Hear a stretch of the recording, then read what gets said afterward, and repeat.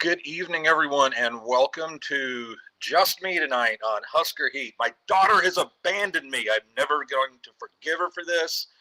Well, maybe I usually do, but I'm still upset, damn it. It's been a long time since I had to solo the show. I think I have to go back to the football podcast last year, the Husker Happy Hour, which I mostly did alone. But we'll get through this. It's not like we don't have enough to talk about.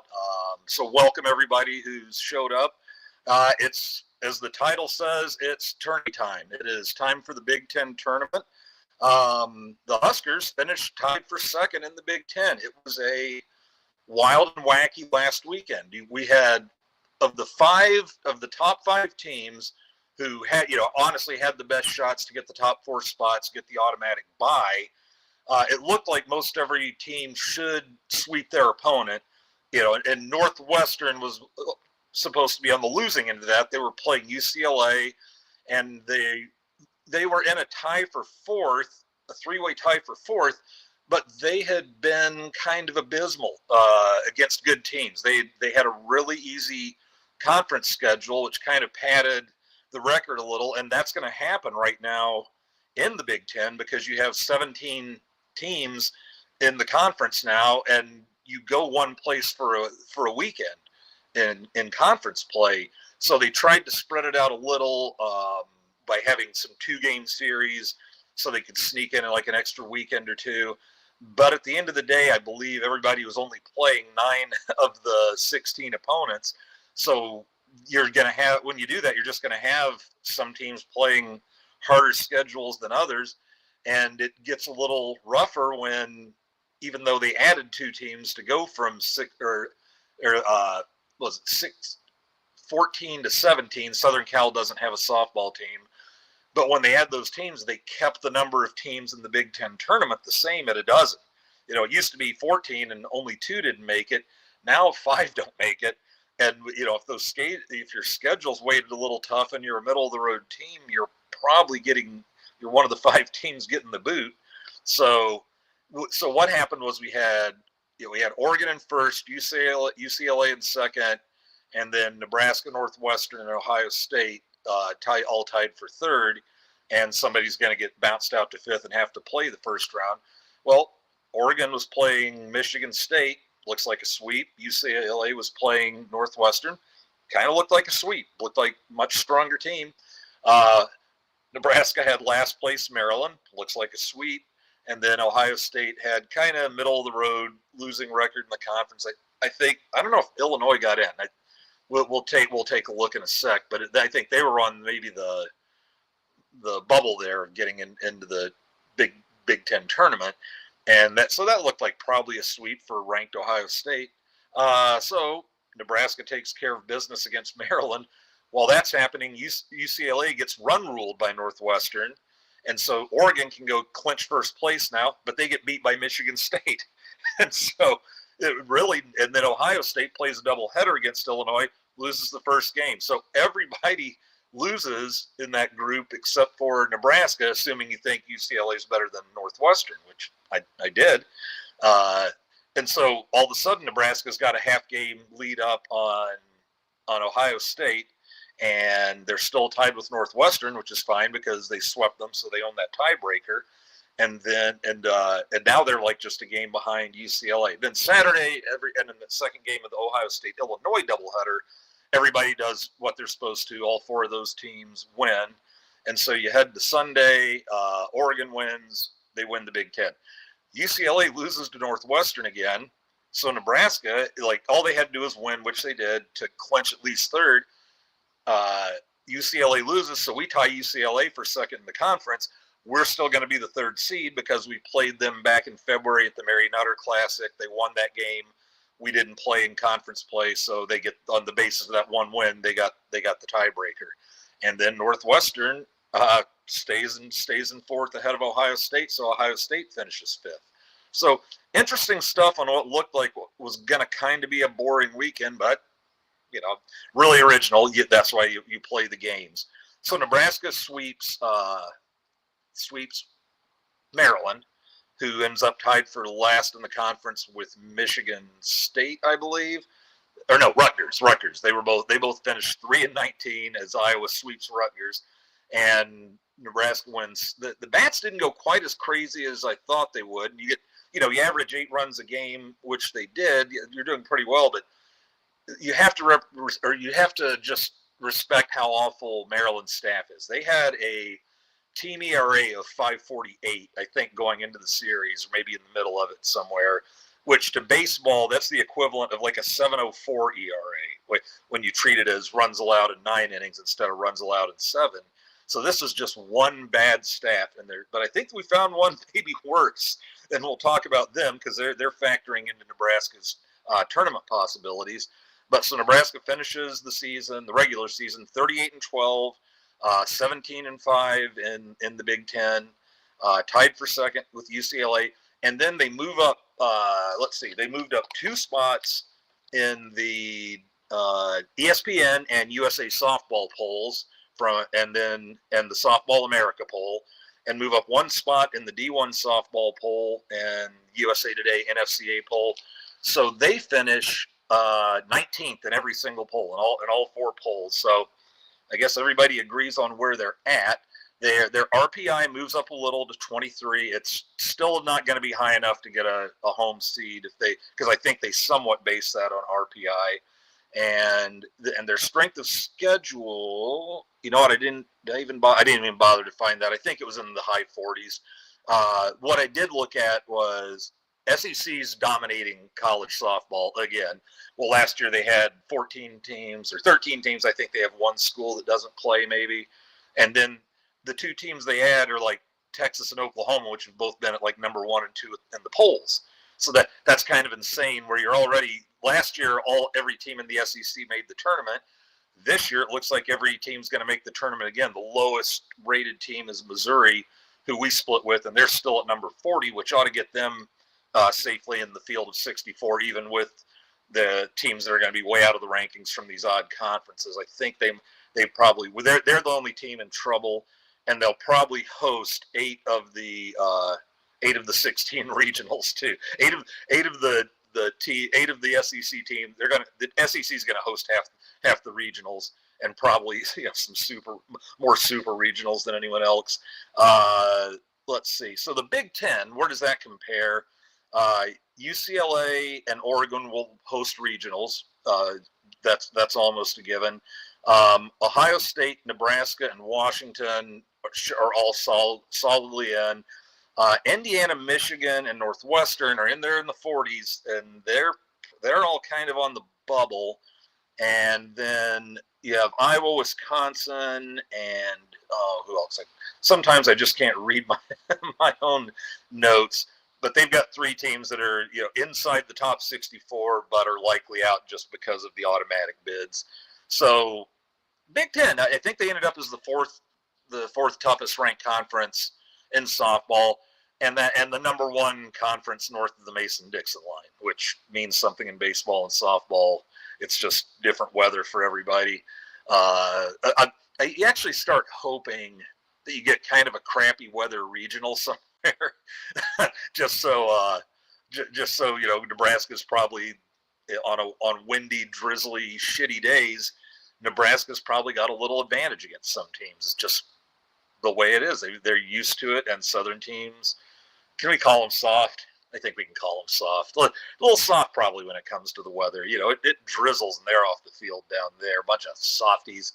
And let's call them softies while they can, because they're really, really good. I was looking at whose regional we'll possibly go to. I think we're safe from Norman. We're at that 23 spot. We're kind of in the middle of those top 16 teams. They're going to try and the number 1 team, they're going to try and get the number 32 team in that regional, and so on and so forth until number 16 is playing number 17. So Nebraska would be probably matched up with somewhere around 10, and the 3 teams in there are Texas, Arizona, and South Carolina. So, interesting there. We go to Texas, we probably have some built-in hatred waiting for us. I don't know of any beefs we have with South Carolina or Arizona, so maybe we just go in there to, wild fans cheering for their own team without little old rivalry in there like we might find down in Austin. Or maybe that's all on our side and Texas doesn't give a shit. Who knows? But anyway, so we're off to the regional, and I was kind of looking at the who's hot a little closer this week. And before we get into that, we're going to check. We got some comments rolling in.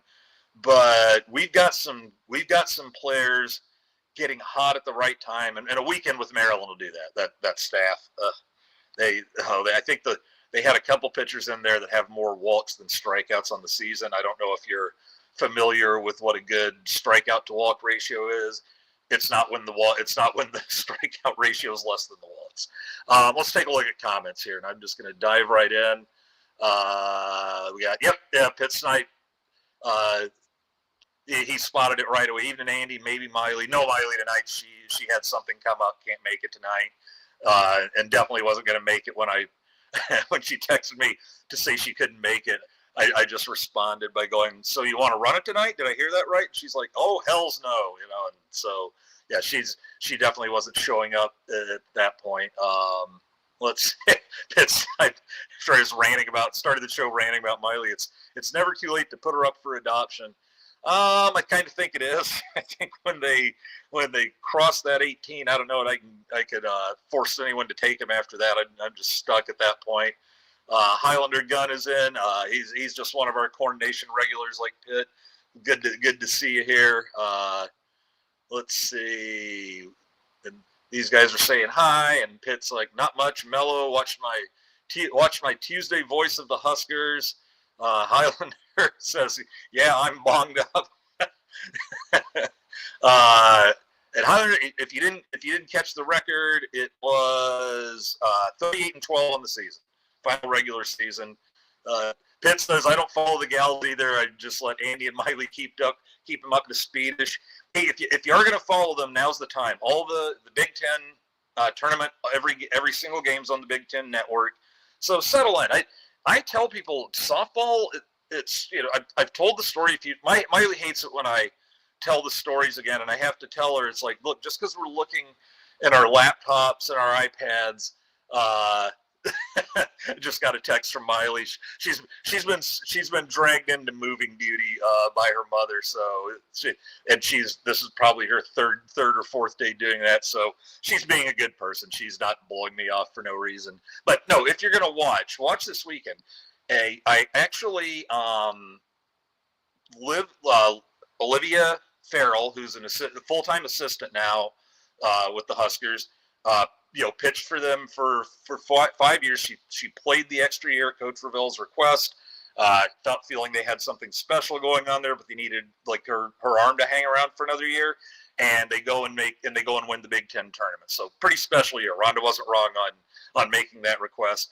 Then she was a grad assistant for a year, and now when they expanded the number of assistant coaches allowed for softball, she was actually hired on as full-time paid assistant. So good for her. Well, her and Miley played hockey together. I coached those guys since they were like 8. And I saw that 4 years ago, the year they won it, I decided just to go up and cover it. I wanted to start covering some live sports, and they win the tournament. And here we are. And I was talking to Coach Sipple before last season and kind of told her that story about Liv. And I said, but then I found out I really enjoy women's softball now. And I didn't used to. Back when the mound was closer, when I was in school in the 80s, I mean, it was just 1-0, 2-0 games. They're bunting all the time. It's nothing but slapping and running because it was just so hard to score with the mound. Like, I think it was like 3 feet closer. I looked it up once and I forgot, but I think they moved it back 3 feet. And now you've got like a decent scoring game. The best pitchers will shut you down, but there's not a lot of 1-0, 2-1s anymore. And the Huskers are a high scoring, fun team. They were pretty high scoring last year. This year, they're second in the country in home runs, I believe. Still, they hit 355 as a team. There's something else. But anyway, that's how I got into softball, and I told Coach Sipple that, and she goes, "Addictive, isn't it?" And I'm like, "It is. It's like 2 hours long. The games are like maybe a little over 2 hours long on average. So they go and they move them along. They have all the clocks going, and they move quickly, and it's just a lot more exciting than it used to be, and it's fun. I really came to enjoy it, and then Miley jumped in, and we write all the recaps for Corn Nation, and here we are. So for those of you who had to hear it again, sorry, but my point was, Miley, sometimes you get new people on the show. I don't want them assuming they had homework they missed or something like that. So I might tell that every so often. So anyway, highlighted it says, I want to see that Texas game. When is it? Well, that's if we go to their regional. Then we would play them probably in the second game. We would assume we both won our first games, and as you saw from this weekend, don't assume anything in softball. Weird things can happen. Do you ever question your life's choices that led you to a podcast with only 2 stoners in attendance? See, just because I've got 2 confessed stoners in attendance doesn't mean I've only got 2 stoners in attendance. So keep that in mind. And no, I don't question that life choice at all. The more the merrier, because they tend to comment more. Let's see. But referring to other podcasts that Greg and Mitty do, if 5 hearts is all you need, then 2 stones is all you need. Okay, I'm horrible about promoting our other 2 podcasts, so let me punch that in right now so I don't forget it later as always. On Mondays, watch Monday Night Therapy. I believe Minnie's been subbing in for John. John normally does it. Either way, it's a lot of fun. Jump in with those guys, and then Greg and Minnie do the 5 heart on Thursdays. I believe John's is at 8 and Minnie and Greg's is at 9. If I'm wrong on any of that, say so in the comments and I'll correct it. But I think that's right. Those guys go year round. I mean, they might have some people sub for them. Theirs go year round. I've chosen instead to do 3 different ones. I've got the softball one was my first one. Over the summer we do the sports movie, all the right movies. On All the Right Moves, the Tom Cruise football movie. And then in the fall, I actually do a Husker-specific podcast, the Huskers Happy Hour, where we want it to be your happy hour too. And we have some polluted fans join us along with the only 2 confessed stoners on our payroll, on our viewing roll. Let's see. We need to find, what does he say? We need to find another nerd show decent on Pitt. Yeah, we need a lot of things.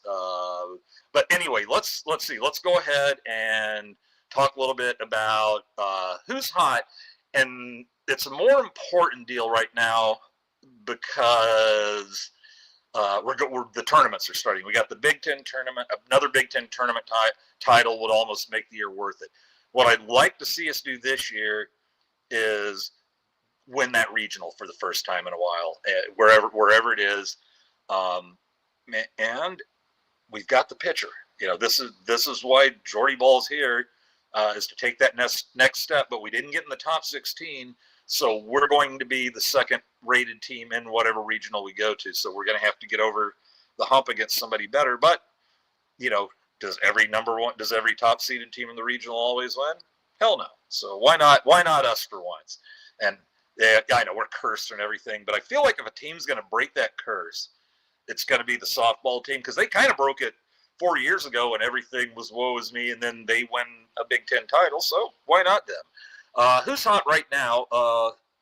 This one ought to be fairly obvious. We've got Jordy, I believe, hit over. She hit about 456 for the season.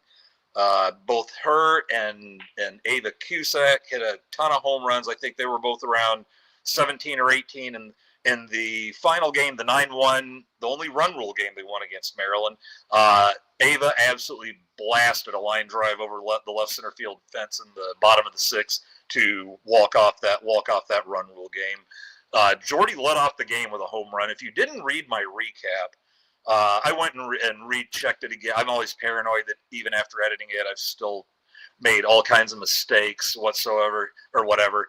And I was, I go back and I read the mistake was my opening line, or my opening gambit to describe that game. And let's just say I compared Jordy's home run to lead off the game against Maryland, doing to their psyche what was done to mine the last time I went deep sea fishing.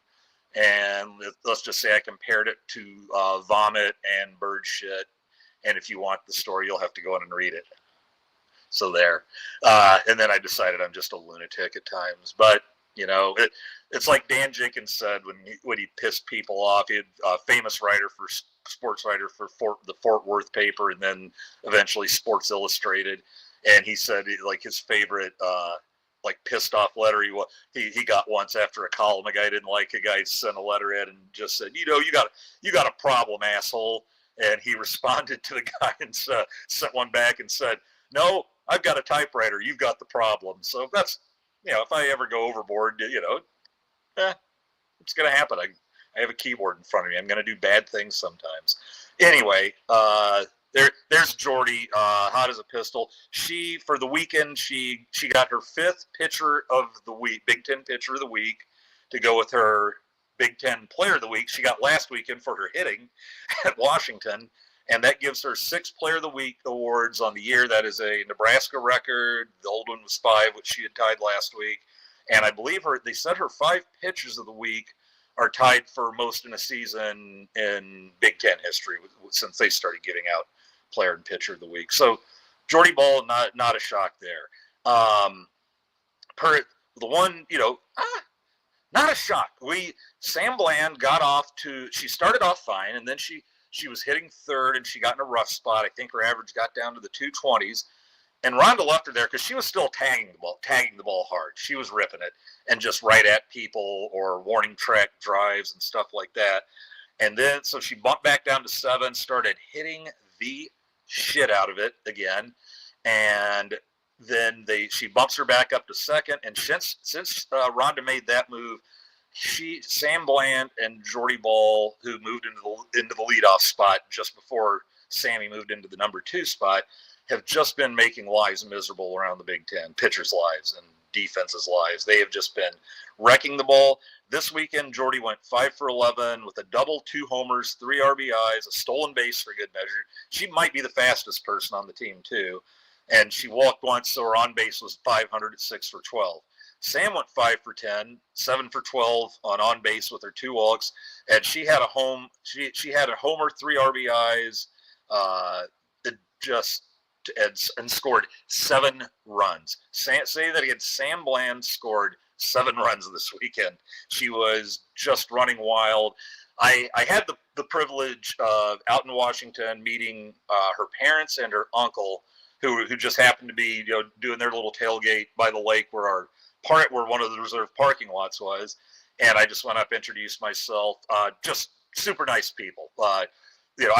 Sammy's one of my favorite Huskers anyway. It was just really neat to meet her parents. I've kind of done a thing when I'm tweeting the games a few times. I've just like kind of zoomed in on Sammy and all her different handshakes she has for her teammates, and her mother's like, I don't know how she keeps them all memorized.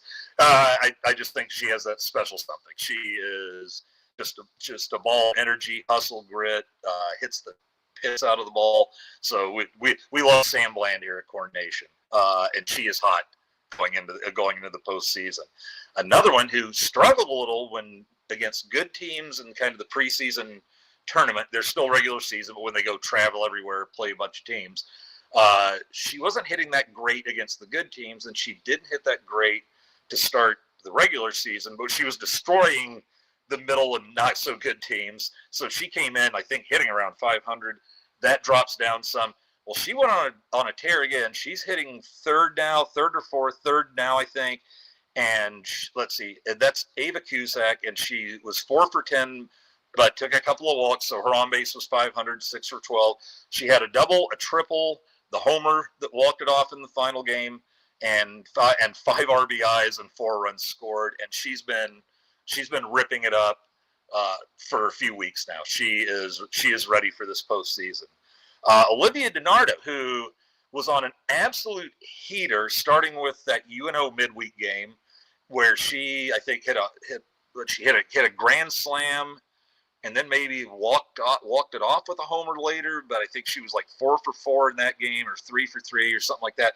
Went on a tear, and then wasn't in the lineup. I don't know if she was battling a sickness or an injury, but all of a sudden she was not out, and then she was just getting a swing or two, and then she started getting back in full-time at Washington, back full-time this weekend, 5 for 11, double, 3 RBIs.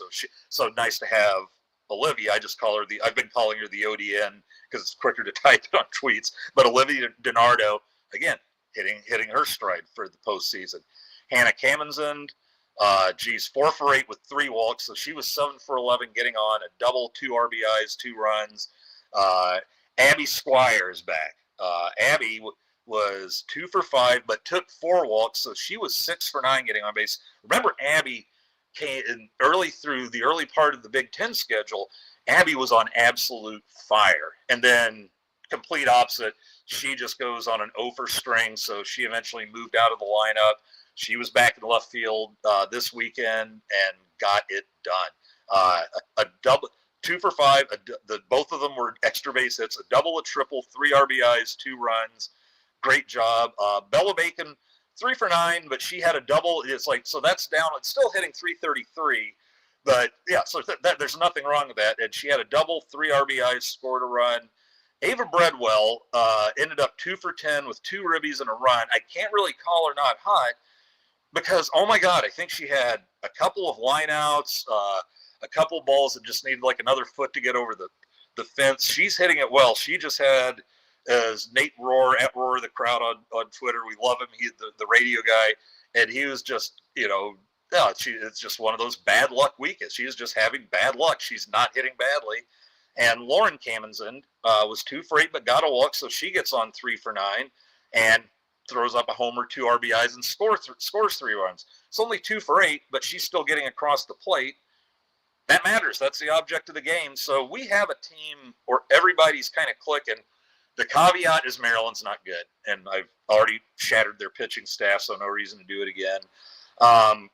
And let's talk about the pitching, though. This is one of the storylines. I always write down a few of the storylines that I want to kind of talk about. And this one is, okay, Kylie McGee, who's not been good the majority of the year. It's control issues, and if she isn't walking people, she's giving up hits. Had 2 okay appearances. The one on Saturday, she threw 4 scoreless innings, and so that was good. And I think she gave up 4 hits, that's fine. She didn't walk anybody. Then, or is it? Yeah, I don't think walked anybody. And then she comes on for Jordy in the last game, gives up a run in 2 innings, 3 hits. I think maybe that was where she didn't walk anybody, I don't think. But it's still, you don't want to put 3 runners on in 2 innings. And I'm trying to temper it. I would love her to finally harness the control issues and be that solid number 2 we need and don't have. I thought we had it in Hannah Kammen's end, but then Hannah, who seemed to be pitching all right, gets lifted so we can stuff McGee back in that spot. And, I don't know the reason. This is one where I trust your manager on it. She knows these guys way better than I, and I'm just being the numbers geek at that point. But I didn't get it. And I'm not getting too excited yet because McGee did not look good at Washington. She came in, did the walk, single, walk, hit batsman first part of the day over. They brought her back in to pitch an inning later, but it was not a good performance. It was a bad performance. And the teams they play are going to be way more Washington and way less Maryland. We've got no more Maryland type games left. Those are done. So this is my question: does Jordy have to pitch all 3 games this weekend? And I think just from what we've seen, I'd have to go with yes, because we're going to we could be playing not a great team. We'll be playing like the 3rd seed in the regional in our opening game most likely, and it's still going to be a good team. It's going to be a team in the 30s somewhere most likely. And if you if you take your chances with McGee, she can put you in a big hole really fast. And she can do it on her own accord, just through the walks, through the hit batsmen, the wild pitches. I think there were a couple wild pitches this weekend. So you almost, if you're playing to win, and this is one where it's just 1 game a day. So because it gets dicier in the regional, that's the second part of this discussion. You almost have to pitch somebody else in the regional, because you're going to run a really good chance of playing 2 games in a day at some point. And I don't think you can have Jordy pitch 2 games in a day, just stamina wise, unless she doesn't pitch the day before. And a lot of times that's 2 games in a day comes up on the second day if you lose your first or second game. So anyway, you have to have a deep staff. We don't appear to have one right now. Hannah has not looked good. She got the start on Saturday, but she might be a little rusty. But at once she wasn't getting that Saturday start every weekend. So I don't know. Let's just say I'm interested to see what Rhonda does this weekend, and then I'm going to be really interested to see what she does in the regional. That's going to be the question. The 2 batters that have played some regular ball that were pretty absent this weekend were Casey Hoffman and Emerson Cope. And I think Casey was 0 for the previous weekend. And let me see the weekend before that if she was struggling. The weekend before that she had all right, but last weekend she was 0 for and didn't really play this weekend. Rhonda's really big on matchups, though. She said at the beginning of the year she has a bunch of people that can play. So she kind of has 10, like the pitcher, and then of the 8 other positions, 10 regulars, because Hoffman and Cope have both played Hoffman very regularly. Cope, you'll see her at the EH and occasionally first base. But yeah, the hitting's ready. The pitching, we'll see.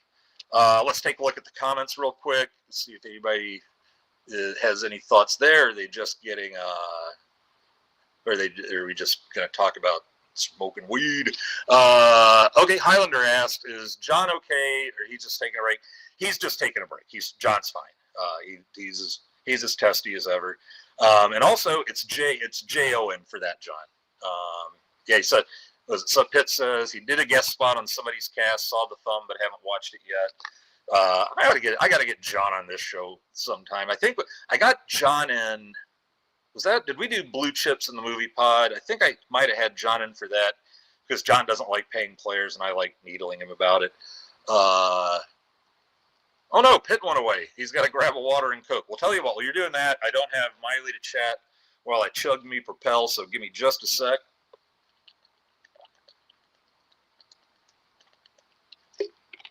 Ooh, that was a little chilly. That was good. Highlander gun. Rum and coke is better. Yes, Sailor Jerry. One of these days, I swear to God, we're going to see the Propel logo or the Sailor Jerry logo as official, very cheap sponsors of one of my shows or all of them. Let's see. So Highlander asks, how many games are left? So here's what we got. We've got the conference tournament this weekend. It begins on Wednesday. The Huskers are a top 4 team. Got to bye. So they play at 10 a.m. Central on Thursday. For the Huskers, that's a good deal. As one of my readers pointed out in my recap, is that I kind of bitched about the fact that we're playing at 10 in the morning on Thursday, because what was going to go down was the 3 seed was scheduled to play 7 o'clock Eastern, and that's there in the Eastern time zone in Indiana.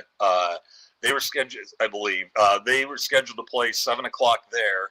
And I'm like, wonderful. I'm just going to drive up Thursday, get there at 3 in the afternoon, hang out, maybe check into the hotel, then head down to the game. And then now, unless I want to leave at like 1 in the morning or so, I've got to take off now tomorrow, get there Wednesday night, and then be up on Thursday morning. But for the Huskers, it's a good thing. It's an extra night of hotels for me. But it's a good thing for the Huskers, because then I believe their semifinal game would still be 7 o'clock Saturday. We'll take a look. I'm gonna bring the bracket up here in just a sec. So they'll get a nice break from a 10 a.m. game one day to an evening game the next night. And if Jordy, I think that really gives, if Jordy needs any extra rest time, which I doubt she does, but she's got it. So that's where we are there. And then then they will pick the field of 64 on Sunday, and then they will likely get started. I believe it'll go Thursday through Saturday or Thursday through Sunday for the regional. And so, like I said, okay, so the Big Ten tournament, that can be one game, anywhere from 1 to 3 games for the Huskers. They'll play as long as they win. So potentially Friday, Saturday, or Thursday, Friday, Saturday, or maybe they lose Thursday and they're done. Not going to happen, but just have to point out the possibility. Off to the regional then, I think that can be anywhere from like 3 to 5 games. Now the regional is double elimination, 4 teams. Now, if they win the regional, then the next weekend, super regional, where they'll go play a best 2 out of 3 at whoever the higher ranked team's place is. And then after the super regionals, you've got your 8 finalists for the Women's College World Series, the WCWS, and that is in Oklahoma City. So this could go anywhere. Next 2 weekends, they're guaranteed to be playing pretty much. And then they could possibly play 1 to 2 weekends more. So that's what's left, basically. I'll just spell check I just try to spell check so people spell John's name right, because it's J-O-N. I wasn't being one of those persons fighting on Facebook or Twitter and going, well, that's Y-O-U''RE there, Cletus. So anyway, Pitt Stipe says he's watching. Yeah, that's fun stuff too, because then you get more people traveling for the Big Ten tournament. Usually, a lot of the times on the road, I've been to places where it's just family and friends. Washington had a pretty wild place. They were fun. I think it said it looked like more, but I believe it said they hold 1,600. They make noise. They made a lot of noise. Super nice after win. Super nice after if they lost. A lot fun. People were fun to talk to. But my God, they are loud. I've said it. Bowling fans, you could take a lesson from Washington fans, because they are much louder. That's the case for a lot of Nebraska stuff. Is we're Nebraska nice, so we're not the loudest. You can still be Nebraska nice and be loud. And Washington kind of proved it. My God, I think I said it last week. They were shitting all over the umps about balls and strikes in the Saturday game when they led us 10-1 and were about to run rule us, and they are just raining abuse. Now, to be fair, I actually talked to one of the Nebraska people who got a look. They actually chart, the teams actually chart which pitches they think the umpire missed, just for their own knowledge. You don't have to write dirty letters or anything. But they were charting that the first 2 days, because I just thought they were kind of overall bad for both, but you're only hearing the home crowd. They said they were charting like 15, 16 missed calls each game. It's like, that's not great. That's pretty awful for Division I. So is what it is. But yeah, fun fans. So anyway, let's see. Oh, Pit Snipe says that Sailor Jerry Black is his birthday liquor. I haven't tried Black. I'm assuming that's where they ramp it up to like 151 or something like that. I know that they jump up like with the Kraken, whatever, Captain Morgan. I think they bumped that up to like the Sailor Jerry proof alcohol content. So I don't know what I haven't seen the Sailor Jerry Black. I'll have to keep an eye peeled for that and see what they ramp that up to. Let's see. Anyway, so let's get going here. Hey, it's actually kind of fallen into place tonight. So here's who we play. We will play the winner on Wednesday of Iowa and Penn State. This looks like Iowa out of the gate. Iowa had a surprising season. Such a good surprising season. Their coach, who backed out because she got sick. I don't know with what, but had to back out on the season right before it started. And last year they were like dead last in the league. They didn't play in the tournament when they hosted it, which I thought was hilarious because it's Iowa. And Nate Rohr on the radio had just had me laughing in the car driving home from the Pacific Northwest when I was listening to the game, and he was talking about, here's Iowa. They finished RPI number 48, and last year they were probably like 170 or 80. They were just an abysmal softball team. They finished 15-7 in the Big Ten in sixth place out of 17. Quite a rise from last season. And they fired the coach who got sick, I think. They're like, yeah, that's a shame, but without you there, we're a lot better. So thank you for your service. And they okay schedule, strength 74th in the country. Penn State was 24-26, 10-12, tied for 10th in the Big Ten. RPI was 86, so they're much lower, and their strength of schedule is 47. Now, they played a couple weekends ago, and Iowa swept Penn State, but the middle game 10-2, but the Friday and Sunday games 2-1. Iowa won 2-1 and 3-1, so this might not be the slam dunk we're looking at. Now, here's the thing. Penn State last year was very good. Like they were a top 4 or 5 team in the conference, and the main reason for that, and boy does it show, was their freshman sensation, Bridget Nemeth. And Bridget in 24 as a freshman, she was 23-8 with a 1.77 ERA, struck out 202 batters in 210 innings. The most anyone scored on her all year was 5 runs, and that was the Huskers in Lincoln. And I think we still managed to lose that game, which was just agonizing. With Bridget Nemeth, they're a winning team. They're an NCAA team, and they're a top, like I said, top 4 or 5 team in the conference. Without her, and the team ERA was 3-something. Without her, the team ERA is 5.84. That's probably in the high 7s if it's baseball. Their ratio, their walks and innings pitched, or their walks and hits to innings pitched, which around 1, a little over, like 1.2, 1.3 solid. Theirs was 1.935. They're basically allowing 2 runners an inning. You do that every inning, you're going to get scored on a lot. And then the staff struck out 196 batters. So as a staff, they struck out fewer batters than Nemeth had herself last year, and they walked 222. They walked almost 30 more batters than they struck out. That's awful. I'd say you'd want your strikeouts to walk ratio to be about a 2-to-1. If you struck out 90, you walked 45. 45 is maybe a few too many, but you can live with it. They're walking. And they're walking more than a batter an inning, I think, or pretty close to it. It's just terrible.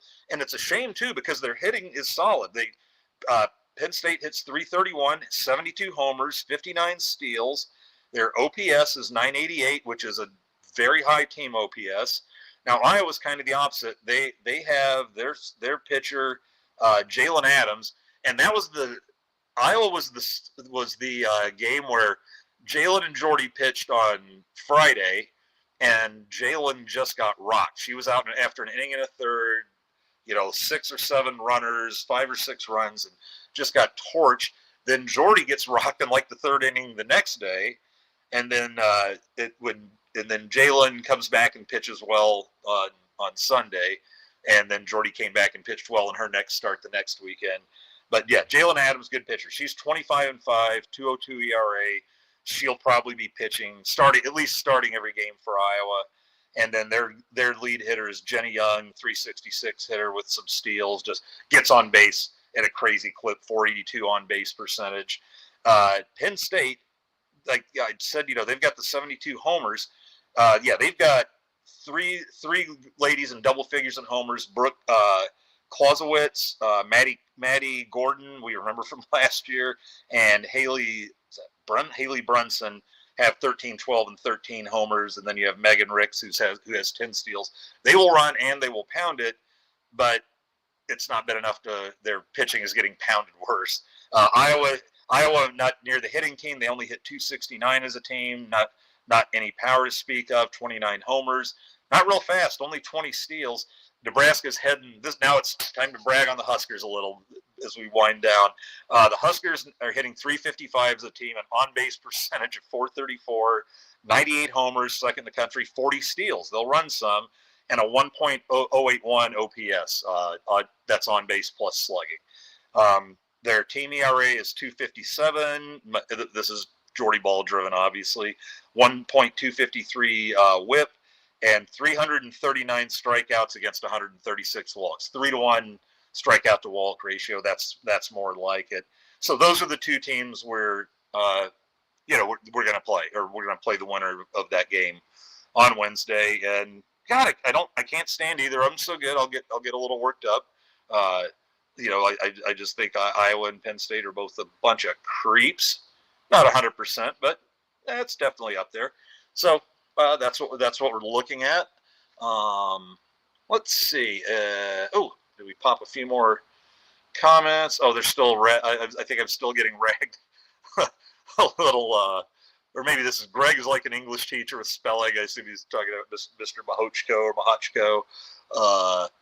And then so Pitt said I missed it. So John is correct. I keep forgetting because so many CN hosts get it wrong. Well, you can tell everybody I'm the CN host that got it right. Looking out for John because he really needs looking after. But yes, Jon is correct unless he misspelled it himself when he was entering everything on the site. So yeah, it's Jon. Then what else happened? Two things. That's probably it for the softball. I'm just going to talk for about 5 minutes or so here more. So if you've got any more thoughts, go ahead and fire away in the comments. Tongue's getting dry. Hold on.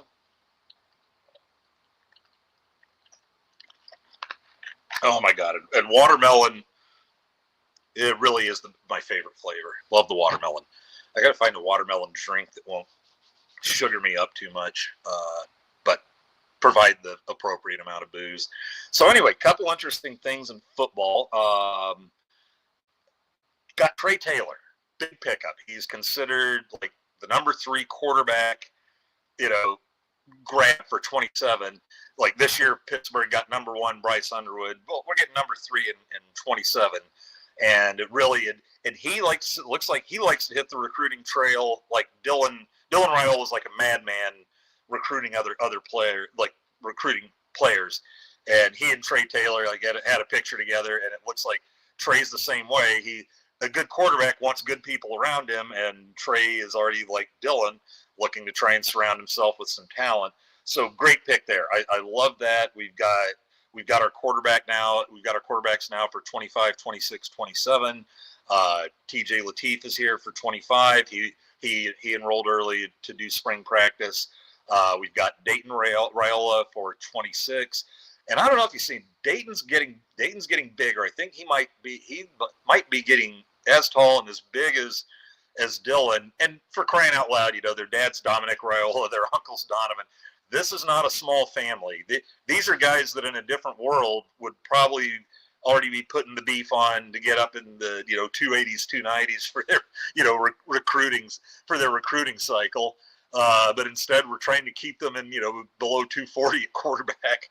And glad to have them both. And then you got Trey Taylor.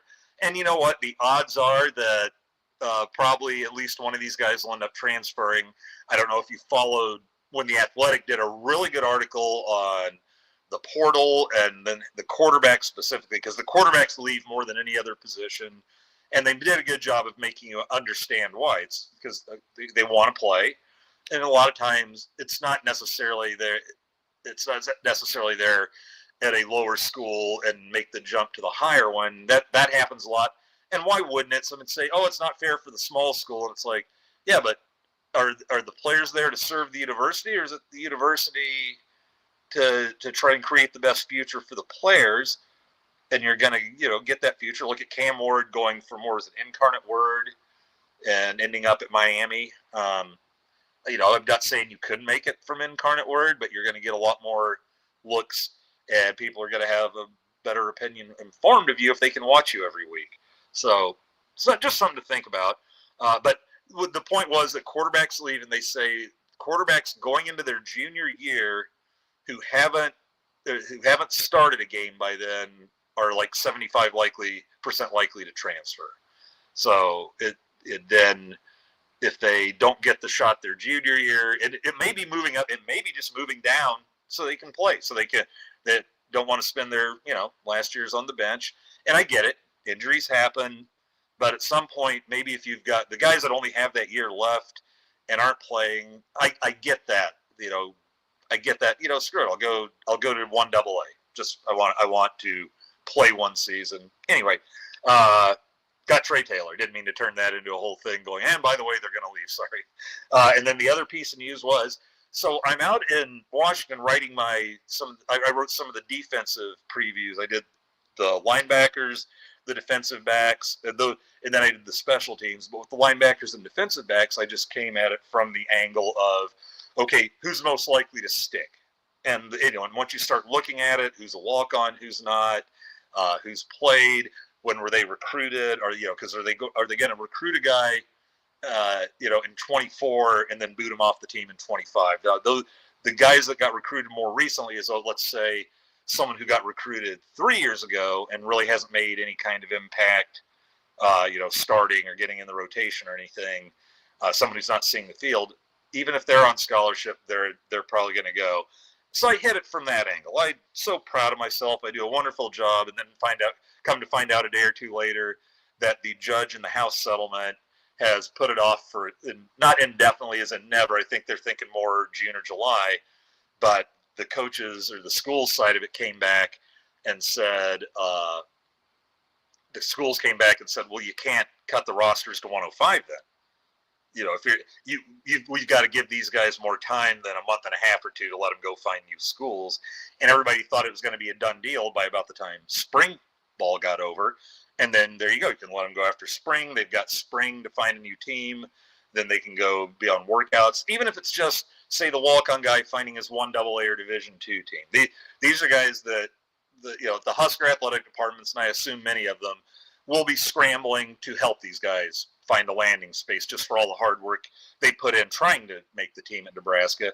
And again, why Matt Rule had kind of that bottom half of the roster scrimmage was he wanted these guys to have some tape, and they were instructed, get as much tape as you can on the individuals so they've got something to show their coaches. So, but now we may not have the 105, so they're saying, hey, anybody, you don't get this done until June or July, then anybody on the roster now can be on the roster in the spring. These guys, even if you say it is 105 in July, those guys it sounds very likely all those guys are going to get grandfathered in. So anyway, that's where we are on that. Let's take a last look at the comments. Now that's cleared up. Johnston. Yeah, John Johnston. Hit snipe. Correct. Johnston is correct. It's Jon Johnston. And I think Highlander's just wondering if Pitt's getting a little too polluted there, but nope. This is cleared up. It just go look on the stat. There's a staff place to click for staff on the Corn Nation website. You can just click in there. It's fine. But no, it's Jon Johnston. What do we got? Oh, so here's and when you're getting stoned as shit, things become a little murkier, I think. Back before the YT days when we all gathered in the See and Comments section, the YouTube days, I don't think that I ever got it wrong, but I was reading his name every fifth comment. Now we're just hitting it. We all probably start slurring by the end of the show, too. At least Huskers Happy Hour, we might. But anyway, yes, John Johnston. Love that was a subject tonight. Now that roster limits aren't looking likely in the next season 2 or 3, I'm feeling better about our roster and ability to stretch our NIL to anybody worthwhile. As I understood it last year, after the scholarship guys, and the guys near the bottom of the bottom 80 of the 85, everybody got 30 grand is the way I understood it. I don't think you can officially publish that, but they also stretched that out, I want to say, to about the 120 spot on the roster, maybe 110, 120, where all those guys got 30 grand. So essentially they got a scholarship and some walking around cash. And so now I think we have 123 left, maybe, because we did have some guys hit the portal. But I see if they went to 120, I wouldn't be surprised if they did that NIL-wise for everybody, and then next year it goes to 105, and there you have it. In the first 3 months or so when I joined CN, he was just the guy on the crapper. Yeah. Let's see. Oh, Pet Snipe says that Trey Taylor called in to the Voice show tonight. Sharp, focused, well spoken. Yeah, I heard him interviewed. He's got that Dylan charisma too. I think where he just kind of sharp kid, born leader. I love it. What does this say? I don't trust that site. Just you, Andy. Well, me and the site are in unison here. I promise. So, what did we learn tonight, folks? I ran a little long, but what the hell, man? The tournament's coming up, and had to stick a little football in. So, what did we learn tonight? Well, first, we learned that Miley said, Miley texted, Tammy's making me help more, laughing face. We learned that it's bad for me. It cost me a hotel room, but it's good for the Huskers' rest with the way the schedule fell out for the tournament. We learned that we might be playing at Texas, South Carolina, or Arizona. Now, here's the thing. Those RPIs could all change again after tournament weekend because the RPI doesn't stop running. And for those curious, I can't remember if I might have explained it once. That's really tough just to take one swig. RPI is simple. It is basically kind of a winning percentage looking thing, but what it is it's cut into 3 parts. 25% of it is your team's winning percentage. 50% of it is all of your opponents' combined winning percentages. And another 25% of it is all of your opponents' winning percentage. So it takes into your record is only 25% of it. 50% is your opponent's winning percentage, basically, and another 25% is your opponent's winning percentage. So kind of simplistic, but it's one of those things that the longer the season goes, the more it kind of evens everything out. So it can look kind of silly at times early on. You'll go play a horrible team, and you will drop like a stone, even though you swept them, because you may have bumped your percentage up by going 3-0. But that's 25% of your 3-0 and 50% of their 0-3. So it kind of kicks you in the teeth. But it's what they're doing when you're not playing them too. So anyway, so now we figured out RPI. We know that the Huskers truly are the number 19 team in the country going into the Big Ten tournament. I think Jordy's gonna get all three starts. I would guess. I just don't think. I know she's given Kylie McGee every chance, but I just don't think Rhonda can off one of 2 nice appearances against Maryland. I don't think you can stick her in there. The regionals, like I said, who knows? At some point, you've got to go with who you think is your hottest hand. If Jordy can't pitch every inning, and that's tough in the regionals. So we learned the regionals are going to be odd. Let's see. Oh, one thing I did want to point out, the fielding turnaround. Early in the season, this was a team booting a lot of balls, throwing a lot of balls away. The fielding didn't look good. The fielding has looked really, really good now for several weeks. they turned that around. Ava Cusack was kicking it around some short. She's making fantastic plays right now. Sammy Bland is just swallowing everything up at third base. It's the defense you want going into regionals. Very, very happy about that. And then we talked about Wild Friday, and I think that's about it. I think you know what you need to know. Tell you what, I said I was going to do it. I didn't do it yet. Here is your bracket. Here's your tournament bracket. Let me go get Pitt's comment off the board so you can see it. Okay. So Penn State's playing Iowa and these are Eastern times.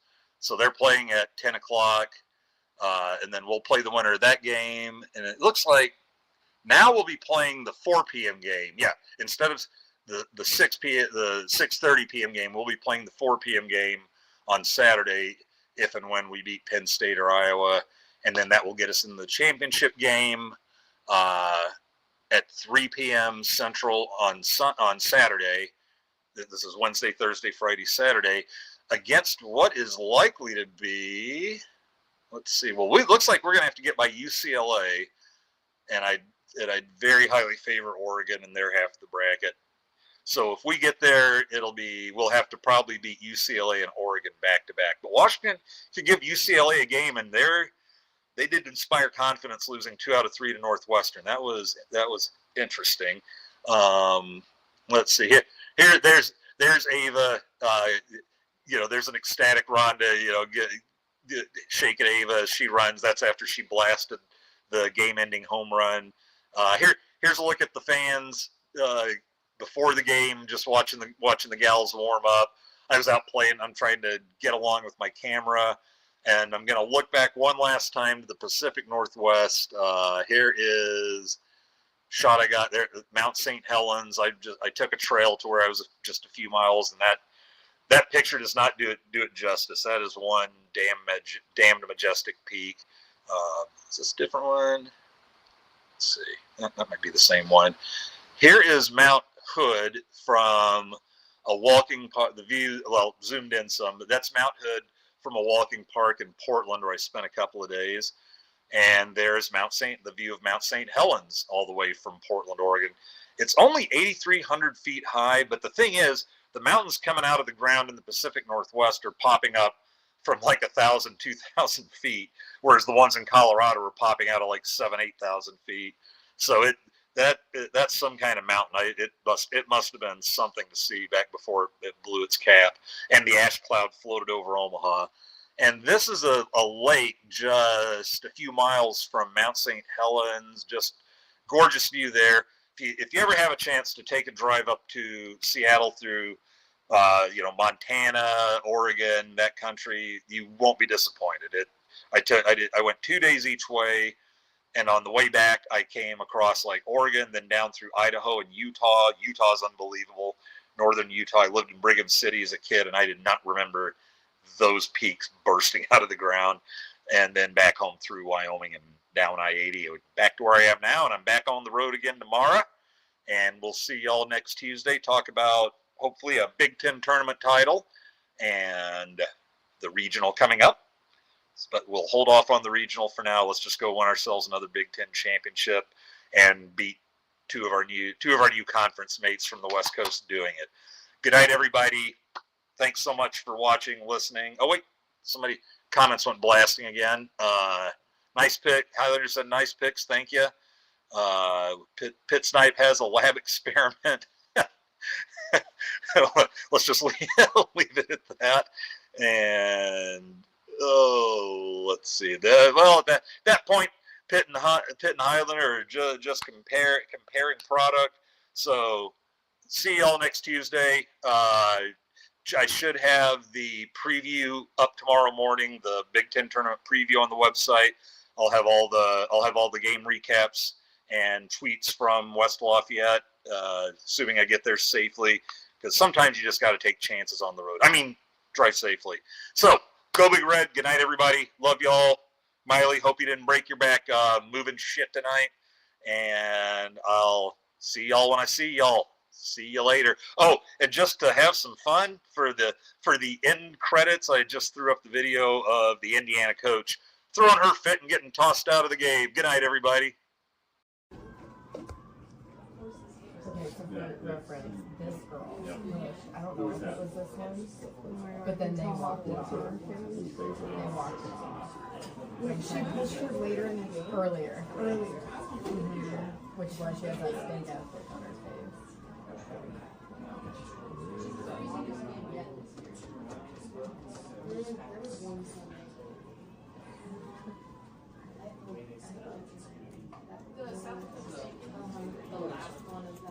Yeah. There's like every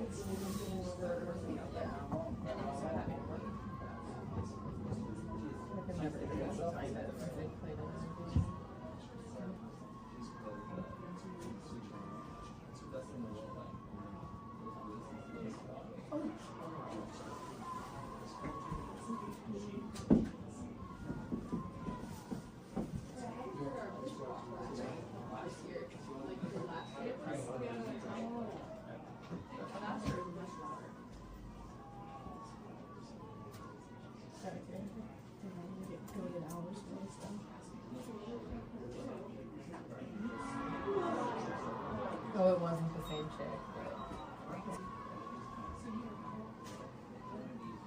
So this girl, if you look like by the end of it, she wasn't on the base path. Like she wasn't walking the base path because she came from this direction. She just like fell off. Like you see her extend her arm. I was really like watch her face when like she goes to push like yeah, she like braces herself. braces herself. It's funny. Mm-hmm.